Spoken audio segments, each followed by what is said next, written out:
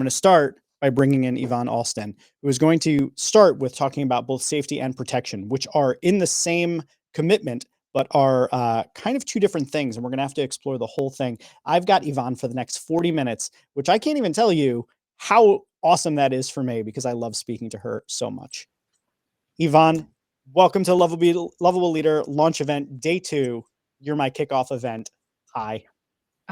So honored, so honored, so excited to be talking to you this afternoon.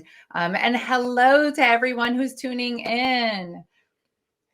So we have so much to talk about today, and I have a timer that I'm setting for us because so you and I are notorious for like setting a call where we're just like going to say hi. And then like an hour and a half later, we're like, oh, wow, I have to go make dinner. And yeah, so I want to keep us real focused on safety and protection. And I'm so glad that you came to talk about this. These are two very important topics. So in the context of the commitments of the team, Sure. I think most people would agree that leaders need to serve as like a shining example for their team. So with that in mind, how do the leaders who create safety on their teams, the ones who do it best, how do they behave that's different from, kind of the run-of-the-mill standard leader dropped in their position that may not know any better? Yeah. Thanks for asking that. That is a really, really important question.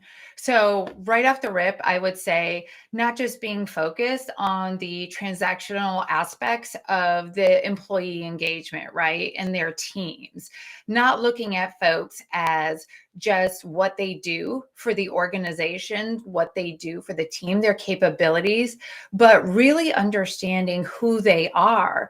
And if, as a leader, you're going to provide safety, you have to know who they are. What are the lived experiences that they're willing to share that have really shaped their own preferences, their behaviors, right? And how has, I think, their personal and professional life experiences informed those things? One of the things I always love about speaking with you is that you so effortlessly bring humanity into the workplace, which is something that is very difficult for a lot of people to do. So I realized before we actually go even deeper down this path, why don't we pause for a second? Because I take for granted the fact that I know you so well and I know so much about the work you're doing. I've gotten to attend panels that you've been on. I look forward to attending many more workshops and things that you do. But there's some people out here who unfortunately don't yet know you, which is the position I was in until Chris introduced us.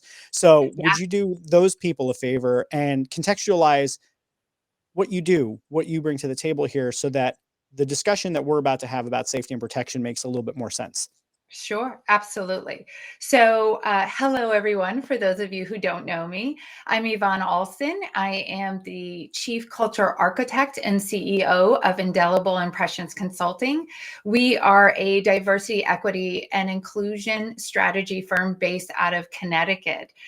We work with organizations of all sizes, for-profit, nonprofit, municipalities, even paramilitary organizations, to really help them assess their culture, where they're at versus where they need to be, and help them to close those gaps. And we do this very intentionally and specifically, as you know, Jeff, with a head and heart approach, right? We believe in servant leadership. We believe that in order for change to be sustainable, it's not just about teaching folks DEI principles and belonging as well, from just an education and a head approach, but the heart, right? The heart really being the place of sustainable change. Otherwise, it yields compliance. And nobody's interested in compliance. We want authentic change that transforms individuals, how they think, how they feel, and how they behave as a result of that. And one of the reasons why I just so love the work that you do in the very specific way that you do it is that I've actually seen DEI approaches that focus very much on what are the actions, behaviors we expect from people, but without regard to actually changing hearts and minds. Just comply with this and that creates equitable work environments. And while in principle that does make some sense, that's not the position that that I take in life. Is like I'm not about amorality. Like there is a right way to create a team where the safety is authentic. It's not by following a set of rote instructions, but it's by creating an actual environment of safety. So I've always really resonated with your approach because from day one, I saw that we were aligned around trying to actually make better work environments. So Yeah.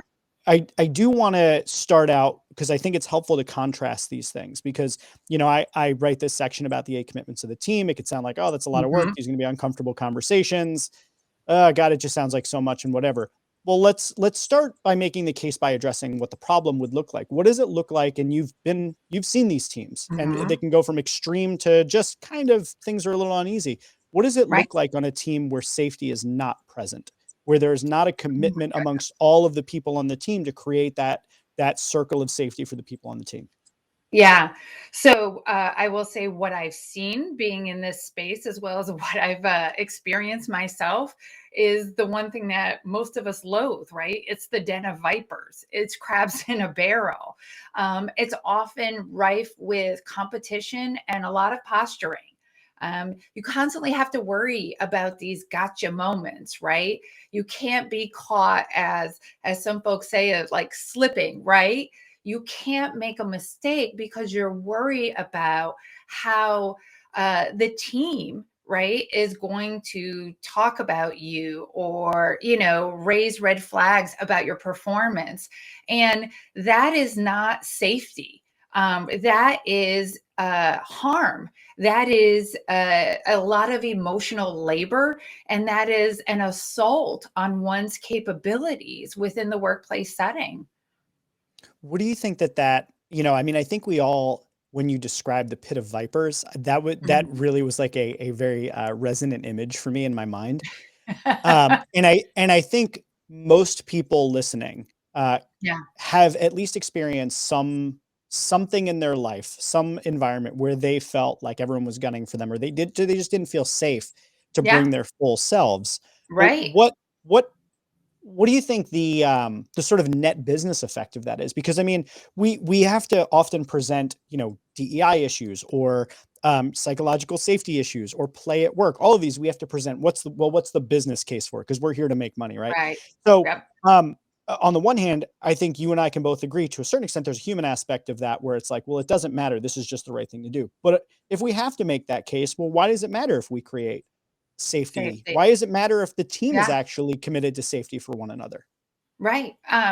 So this is something that your guest from yesterday, who's also going to be sharing some virtual space with me later today, Chris Lynn, we talk about this a lot, right? He is a leading people first leader in terms of his makeup, right? But then also for what he does for Ironox, as well as what he does for Indelible.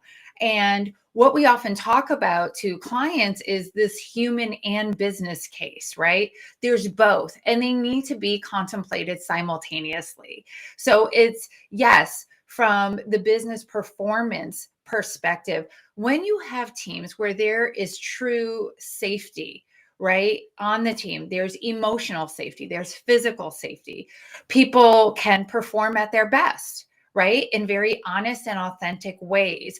You unencumber the creativity and the effectiveness of individuals. And I'll say that I recall that even for myself, Jeff, when I was in corporate, when I felt like I couldn't bring my whole self to the workplace, when I had to leave parts of myself at the front door, or I was working with a teammate that I knew didn't have my best interests at heart, or might be gunning for me in the background, and I just didn't feel safe to make a mistake or a misstep, right? Then I had to always, number one, have some internal conversations with myself of how to engage with that individual. But then on top of it, from a performance standpoint, that tape or that loop or those concerns are constantly playing in the background as I'm trying to perform the job. And you can't fire on all cylinders that way. You can't bring out the best of yourself, and leaders can't get the best out of their teams when those facets occur. And I would say the same thing when dealing one on one with a leader. If you have a leader who's volatile, who yells and screams, who's not open to your ideas, your thoughts, let alone 360 feedback, you don't feel comfortable and safe going to them with ideas, being able to challenge organizational norms, and all of those things. So it really precludes the organization at a higher level, from a business level, of achieving the best out of their people, innovating the best, solving more problems, and putting more solutions into the marketplace for their product or service. I imagine it almost like running and like trying to run at full speed while still holding back. And it's like, well, obviously, you can't run full speed if you're not Yeah, giving it everything. And you can't give everything if you're fearful that giving some of that is going to come back and actually harm you. So that yeah, makes complete sense to me. And I think from the role of a leader, your job is to create that safe environment. But at the same time, absolutely. we also know that as a leader, part of our job is to ensure that our team carries those same values through. So I was Right. curious, Yeah. where I wanted to kind of take it next was, you do work in DEI, or Yep. Jedi has become a term that's also become quite popular, and I only remember it because I think I'm a Star Wars geek, and I remember Jedi for that reason. But these are becoming topics that are more and more present in the business space, Mm, thankfully. But where does that work intersect with safety and protection for the team? yeah. As a leader of the team, obviously you have to be fluent in understanding and open-minded and empathetic and humble enough to make mistakes and fix them and all of that. But then you have to multiply that by all the people on the team. So where does that work intersect, and how does it help to create the safety on the team? Yeah. Let me just pivot back for one quick second Yeah. about something you just touched on, which I think is so critical for leaders. And for myself as a leader of my organization, this is something that I'm constantly challenged with, but that I'm willing to challenge myself to meet the moment, right? And that's openness to discussing achievement and missing the mark by the leader. Yes. By the leader, right? So if I want to create more safety with my team, I have to be able to feel safe too, but I also have to lead by doing, right? By exemplifying that, right? So that means that if there's something that I don't know, I have to be willing to say that, right? This expectation sometimes of leaders that if you get to the level of being a leader, you know everything, you understand everything and how it works. But that's just not true. Hopefully your team is built and your bench is comprised of folks that are subject matter experts in different areas, and then you, from this perspective overarchingly, right, you're setting strategy, you're executing on those things. But it really is the people who should have at least strengths in certain areas that you do not, so that it continues to grow and you learn from one another, right? That iron sharpens iron. So I think it's really important for leaders to be able to um, themselves be authentically vulnerable with their teams, and to create this reciprocity of trust and openness, um, that I don't think that they're probably teaching it now in business school, but I think as I've gone along in my journey as a leader, this is something that leaders talk about a lot. And so there's that one aspect, right, of exemplifying that. But then there's also, you want to create a culture to where you feel safe as a leader within the construct of your team. We talked about the ideas, right, about colleagues gunning for one another. But let's talk about the fact that when you're a leader, you want to be able to feel like your team has your back, your best interests at heart, especially when they're talking about you when you're not in the room, right? You want them to say, like, oh, wow, I think about the Indelible team. I want them to say that Yvonne is open, she's vulnerable, she's equitable in her practices, she's inclusive when she's setting strategy, when we're discussing policies and processes, all those things.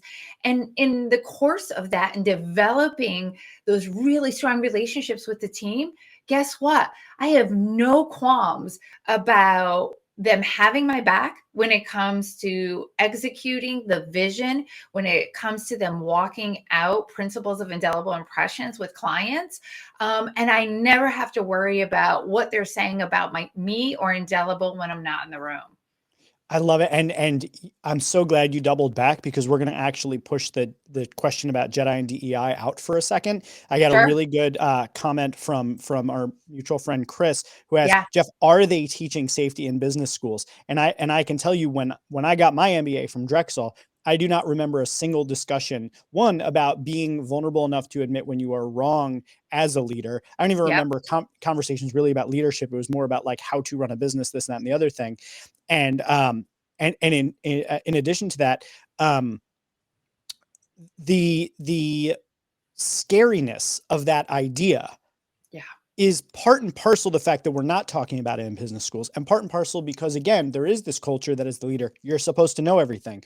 So even when you first brought that up, and me, in the way I think about business, still knowing that yes, being vulnerable as a leader is important, Mm-hmm. I still felt a little bit of that, ooh, I don't know about all that, admitting that I don't know something to my team. But then Yeah. what if somebody's gunning for my position and now I've just revealed a weakness that they're going to attack? And that reveals a lack of trust on the team. So what I was going to ask you when you brought that up was, how does that actually start in practice? Because on the one hand, you could say it's my job as a leader to go first. I Yep. show the vulnerability to say that I don't know, and I'm going to open it up and create a space where I'm asking for safety to be part of the way we do things. On the other hand, you may have been dropped into a team where that's not the culture. That's Right. not how that team is traditionally operated. Now you're in charge of that team as the leader. How do you create the space for that to be the way that we do things? Do you need a level set meeting? How would you typically walk a leader through that as they're coming into a team and trying to get a team to commit mutually to the idea of creating safety for one another? Yeah. I think a lot of it starts with communication, conversation, right? And setting that tone and tenor with the team of this is something that is important for us to move forward and be successful. I want you to know that, you know, in addition to this open door policy that we might have one on one, it's really important that we as a collective and as a team feel like that we can share with one another uh, both successes and also some of our misses, right? And that I, as the leader, fully intend to be able to do that as well. But let's just talk about some of the, if it's highlighting some of the historical issues, and maybe even starting off with having a conversation and asking the question of, do you feel safe in this environment, right? Kind of taking the temperature of the team and Yeah. saying, do you feel that safety exists here within us?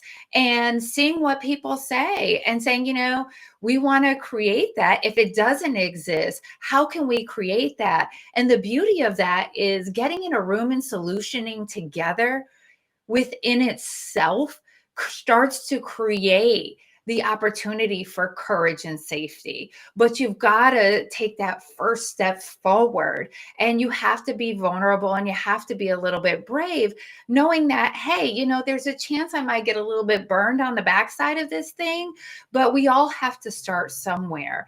And I would like to think that for organizations today, that they're attuned to this a little bit more, right? Because there's so much conversation happening about it. Even if it's not something that they were taught in business school, even if it's not a part of the onboarding process for new leaders, which hint, hint, human resources and people leader uh, teams and organizations, this is something that should be part of leadership onboarding, is making sure that leaders are equipped for that. But yeah, I think that is absolutely the place to start, and that's something that I've done with my own organization.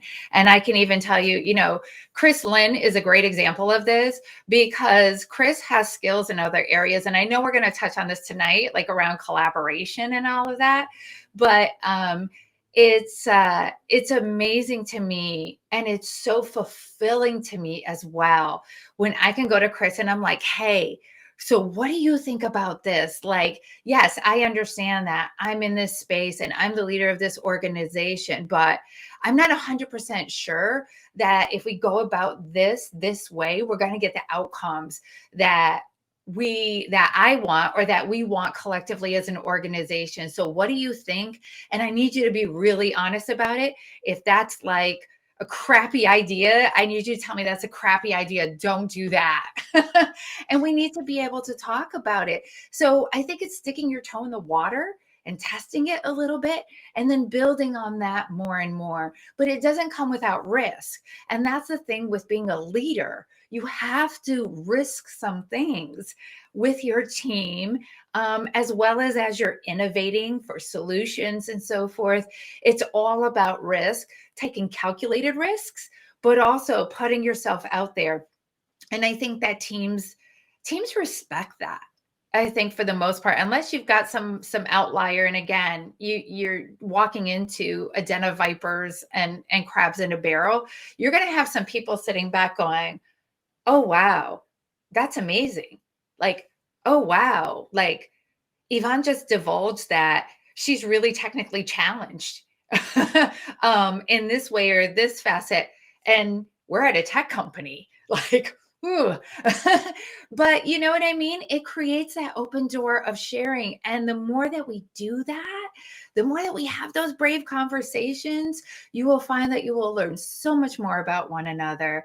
You will then be able to give one another latitude in various areas. You'll be able to grow in other areas, and people will care for you. Right? We talk about care and safety. People will care for the whole person. People will care about all of you and all that you bring to the table, for the organization as a human being and as a colleague. I'm wondering what you think about from a very tactical approach of how this might go for a new manager. So I gave the example of maybe they're on a brand new team and they're trying to establish the relationship. And as you were kind of explaining the process of having that conversation with the team, it occurred to me there's a couple different ways that could go. You could start by actually meeting with each member of the team so they have a safe space, not in front of everyone, to Mhm. share how it really is on the team. And that Yeah. might be tough because if you're brand new, they may not trust you enough to give you the real deal of what's going on. But I revealed the framework in the book yesterday, sitting on the same side of the table, which I think could be Mhm. useful here, of kind of setting the goals in the context of the conversation, listening, being curious, validating people's experiences, aligning with your Absolutely. own goals, and then closing the loop. And then maybe bringing that after you've spoken with everyone individually to the larger group. At the Yeah. same time, I also imagine that there's instances where the group dynamic may actually reveal things by kind of allowing things to come to a head. And also with larger teams, that can sometimes be difficult. Like, oh, I have to have 45 conversations before this larger meeting. Right. So I'm wondering in the practice of creating safe spaces in our companies, is Hmm. there a particular approach that you think has shown to be the most successful, maybe when the stakes are higher or when the conditions are more tumultuous and in conflict? Right. Um, does it make more sense to maybe provide training before having a conversation? Does it make sense to have the conversation first on a one-on-one and then maybe to go to group? So just tactically, kind of if you could walk through some of the things that, it doesn't have to be one approach, but are there any particular approaches that you found most successful? Right.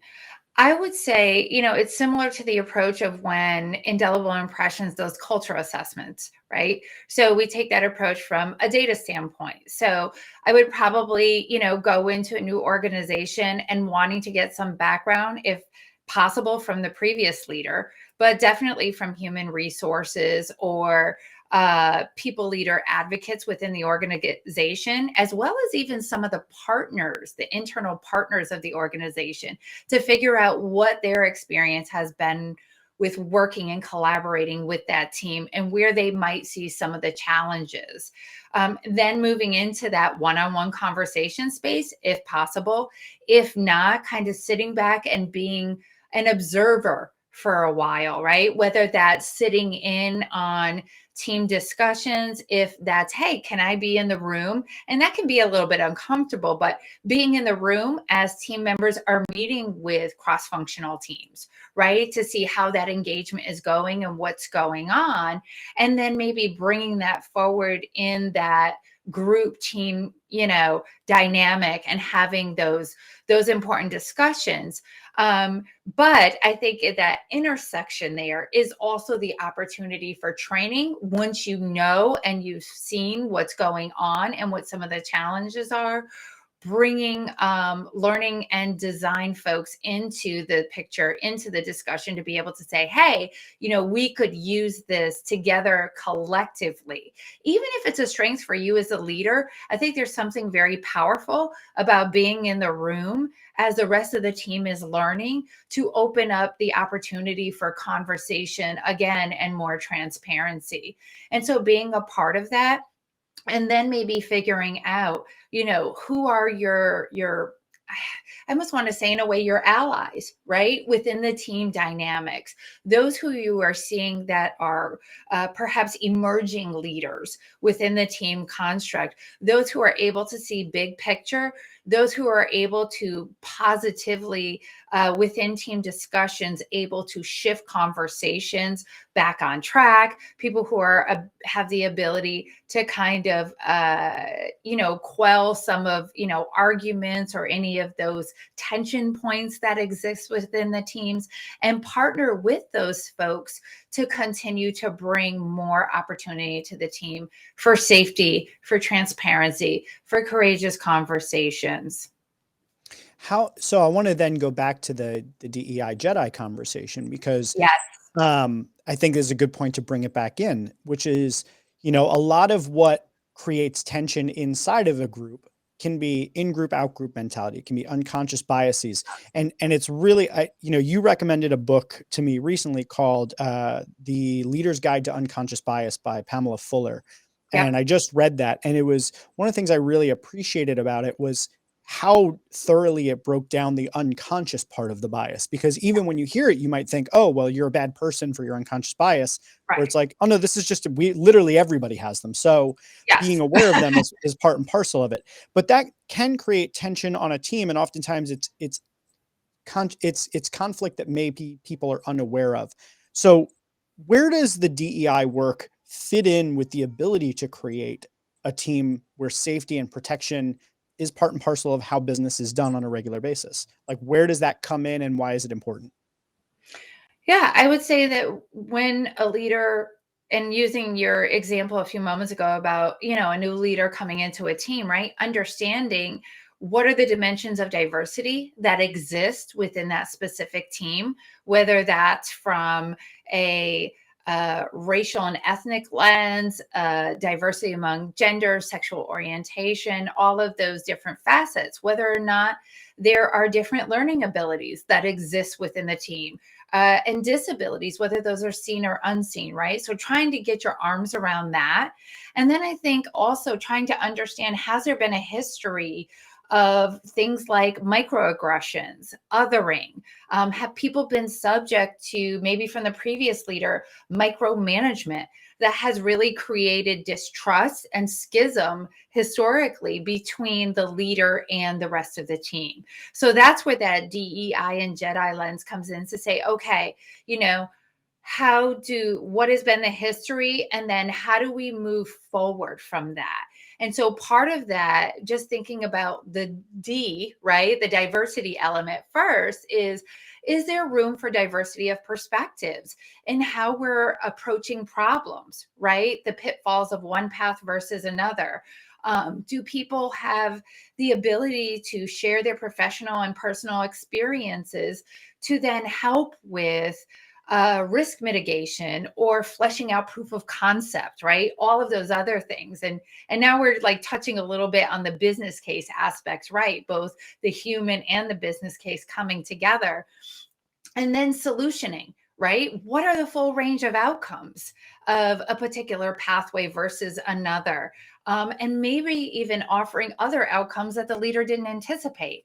So there in that, you have like the D element, right? And then when we get to equity, equity, when I think about it in the team construct, is opportunity to speak, opportunity to share, no matter what your background is, no matter how long you've been with the team. As well as when we think about safety within the E, right? Your ability to challenge norms and rules of engagement that have existed without being penalized. Can you put forth an idea or speak up about something without being kind of swatted back by a leader or your teammates, right? Can people be upstanders when they see marginalization happening right before their very eyes? And this is something that's been happening with the team for some time. There's so much there, and I have like 10 paths I want to go down with you. I want to be mindful of how much this is what happens every time we talk. You always get me on like, I I want to know, I you know. made me think about the importance there of inclusion, where that Yeah, essentially who is included in the discussions really does help to define what are the policies and procedures and the norms that we're adhering to. And without that, you may be subjecting people to rules and systems that they may not that may disadvantage them without their viewpoints being included in it. So I was wondering if you could talk a bit about the importance of the inclusion piece in creating the safety in addition yeah. to the thing that I just mentioned.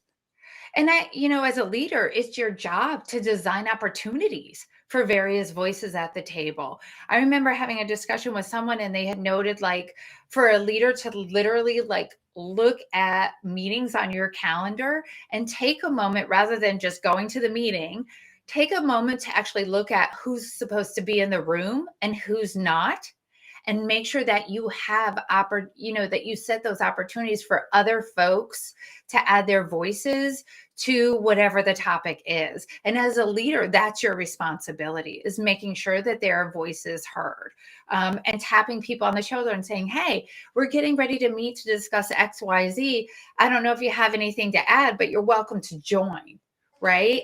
And so Can we pause on creating. that point for just a second? Because Yeah, like I need that to land for anybody that's listening. sure. That part that you just mentioned about Yeah. really being thoughtful about the meeting, about who's there and who gets to speak up, without that thoughtfulness to it, what happens is people who are loud and extroverted and excited and maybe a little ADHD, like myself, may come in there, guns blazing, tons of ideas, steamroll over everyone, and then you're not letting other people contribute what their genius that they have to offer in that meeting. So being thoughtful about that as a leader is part and parcel of the way that you create safety. And that is like such an incredible point you just made.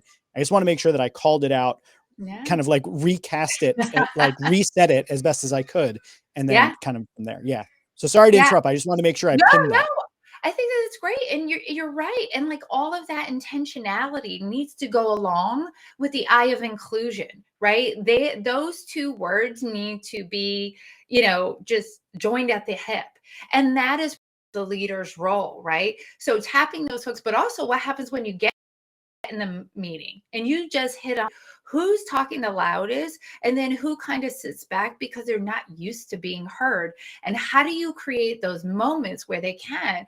And I have found myself as a leader kind of stepping back and saying, when people are talking and ideating, saying, well, I have some thoughts on this, but Jeff, we haven't heard from you yet. What do you think?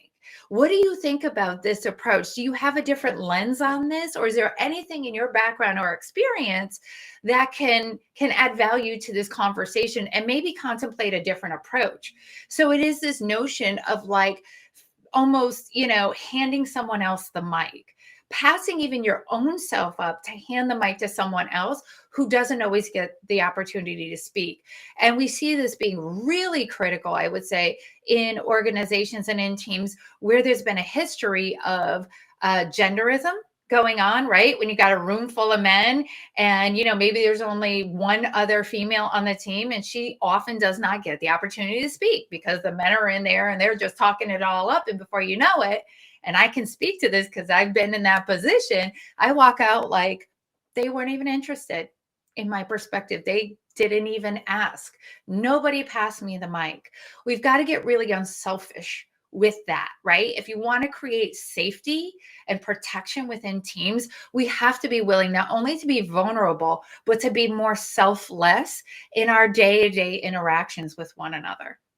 And I want you to go further down that path with protection that you just started to bring up, because that's the Yeah. second piece of it. And this can be very, very tricky in business, as you know, which is if you see something, say something, but at the same time, is it safe to do that? So in the context of safety, it also has to be safe to protect those on your team, even from other team members. And that even means the highest ranking person in the room, that Yep. person is not exempt from the accountability of what happens on that team. And I think, when I put together this section, the 8 commitments of the team, my thought was, this isn't about punishment. This isn't about call outs or um, anything like that. This is, how do we create a team where we can all function well together, where we can continually be our best? And that means that we have to have the ability to create safety for us to protect one another and to understand what it is to create safety for one another. So you started to talk about this, of maybe a room where there's plenty of men in the room and maybe one or two women in the room, and they're not being heard because they're being talked over. You know, I believe it was, I can't remember what the example was. I was just reading about it, but it was like, it was in the Obama administration. Actually, I read about this, that some of the women in meetings were feeling that or their voices weren't being heard. So they made it a point to amplify one another's voices, and then also to point out Yes. when somebody was trying to take credit for somebody else's idea. And that's a pretty progressive cabinet and administration. So that happens everywhere. What does protection look like on high functioning, high safety teams? I think it looks like what you just mentioned, right? It looks like sharing in the limelight. It looks like when I do see some type of marginalization happening for whatever reason, right? Whether it's historical and intentional, or it's just unconscious bias rearing its ugly head once again. It's about, how do we give the opportunity to others to show up in that space, right? So what I think you were just talking about in terms of the Obama administration, right? It's about saying, you know what? Maybe George just rephrased what Sally just said, and everybody's going, "Oh, George, this is so great, and great idea, and high fiving and all this stuff," right? Is to be able to say, "Well, yeah, George, that was really great. Explain to me how that's different, though, from what Sally mentioned. Like, how can you build upon that?" And that's not a call out method, right? There's no kind of like cancel culture, nefarious intent behind that, Mhm. but more so of making people aware of, there wasn't much difference between what Sally and George said. It's just that George was a man and George said it louder, or George said it maybe with a little bit more oomph. But his voice prevailed. And so how do we create those opportunities for other people's voices to prevail? That's through passing that mic, but also standing up and being honest about what's transpiring within the room. And I would also add to that is, making sure too that people are getting the requisite training, Jeff, in this vein. Like, that is so important, because people don't know what they don't know, right? And especially if there's been this historical culture of crabs in a barrel, people are socialized to function that way. So if you want to function better and be a high performing, high functional team when it comes to protection and safety, you have to be thinking about these things, and you have to take some risks, again, as a teammate, to be able to step out and say the thing that needs to be said in the room. Now, you also have to be willing to step outside of the room and say what needs to be said outside of the room by calling folks in. Having those sidebar conversations are really important, and definitely from the perspective of courageous curiosity, right? Being able to go to George and say, "Hey, I'm not sure if you realize, but I've noted a pattern of X, Y, and Z. This is probably happening completely unconsciously, but I am seeing where it's happening.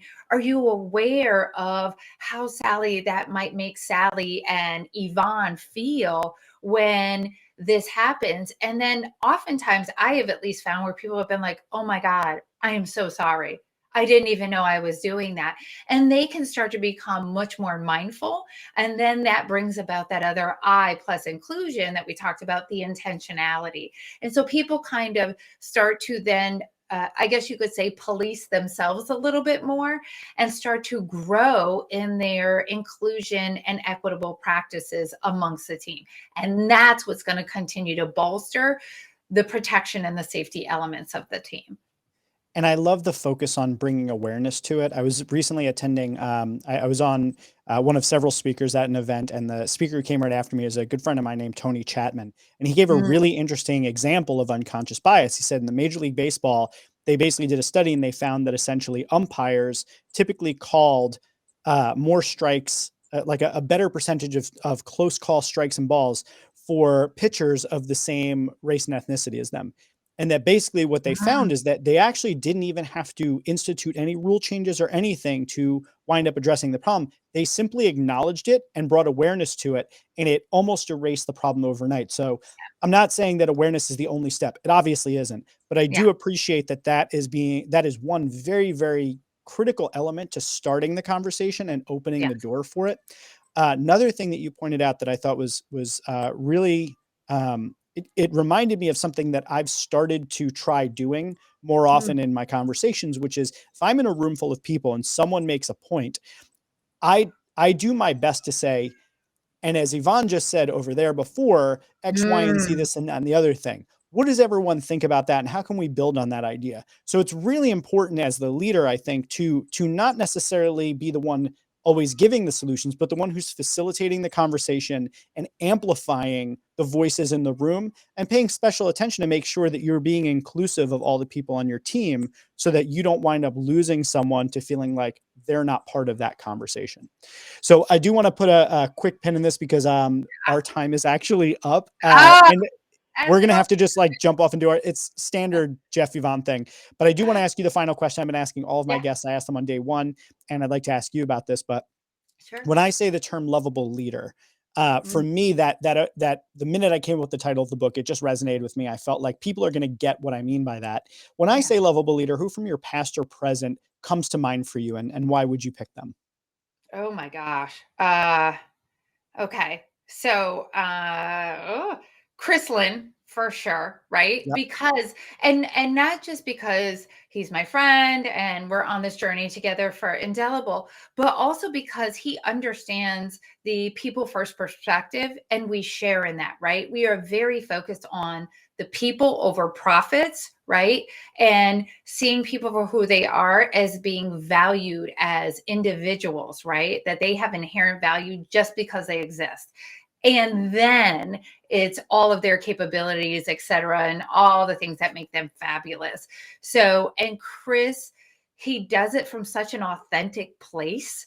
And he's so quick to give trust and respect first, and then like you have to disearn it or unearn it in a way, but he gives it so readily first. And that's so beautiful to see. He's always looking at it, everything and everyone through the lens of positive intent always. And I think that's, you're the same way. I would like to think most of the time I'm the same way. And I think that's what makes the magic happen that it does whenever we all get together in conversation. And then I would definitely say yourself too, for sure. You wouldn't have written the book without it if you really didn't care and think that not only can and should leaders love, but that they themselves can be lovable. And then the impact on people's lives as a result of that. I think is tremendously powerful. So I'm a big fan of yours. I'm a big fan of the book. I want to say to everybody, not just because he's my friend, but because the book is amazing. Go out, get it, learn how you can apply some of the same principles you do to family in your workplaces and watch them thrive. Thank you so much for saying that. And I think you're a lovable leader. I've thought it from like the day I met you, and I agree with you 100% on Chris. He's from the minute I met him, I was like, wow, Yeah. you just fully brought me in. Like we Yeah. just met, and by way of who introduced us, you were like, all right, you're in the club. Yeah. And You're hooked. Like, Yeah, yeah, and I that's was it. like, wow, like I'm gonna earn that. I'm gonna do everything I can to stay in that club. So I Yeah. really appreciate that, and I appreciate you coming on and supporting me as much as Yeah. you have. I appreciate, just so everybody knows, there's a book list at the end of The Lovable Leader, and many of those recommendations came directly from Yvonne. It is on the book page that I'm currently building on the website. Yvonne has been critical for my own learning and growth and development. So thank you for coming on, helping me be a better leader, and for talking today and letting everyone know how they can be better, lovable leaders. So thank you for Oh, coming on. I'll thanks for see you later having me. today to close out the event. I know, so excited. See everybody Good later. times. See you then. Bye.